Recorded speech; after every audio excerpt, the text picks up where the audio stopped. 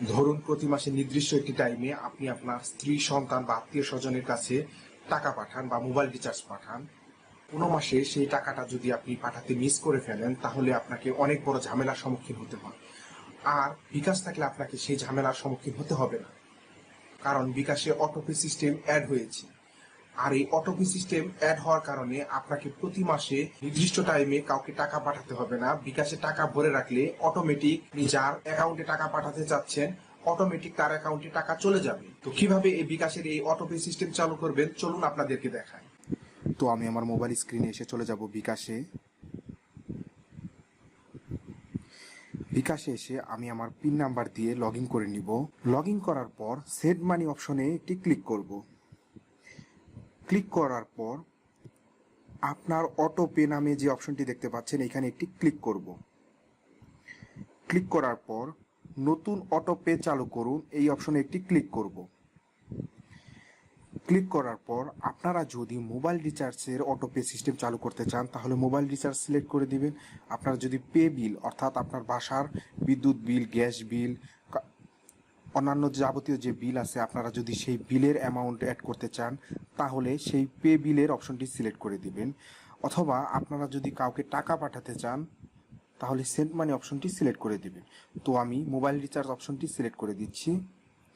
Select করে দেওয়ার পর নাম বা নাম্বার তিনি এই অপশনে এসে আপনারা চাইলে নাম্বার লিখেও অ্যাড করতে পারবেন, অথবা আপনারা যদি আপনাদের মোবাইল ফোনে সেভ করা কোনো নাম্বার অ্যাড করতে চান তাহলে নিচে থেকে অ্যাড করে নিতে পারবেন। তো আমি আমার মোবাইল নাম্বারটি দিয়ে দিচ্ছি।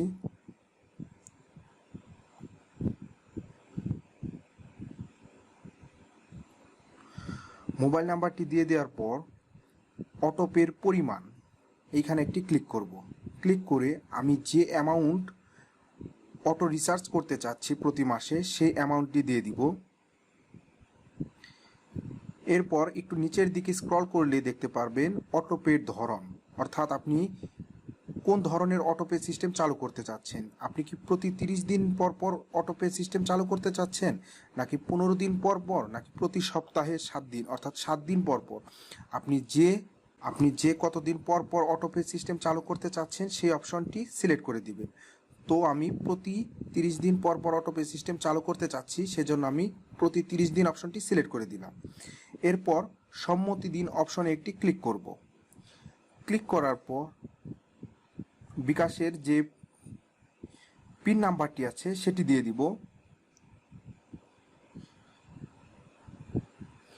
এরপর অটোপে চালু করতে ট্যাপ করে ধরে রাখুন, এখানে প্রেস করে ধরে রাখবো।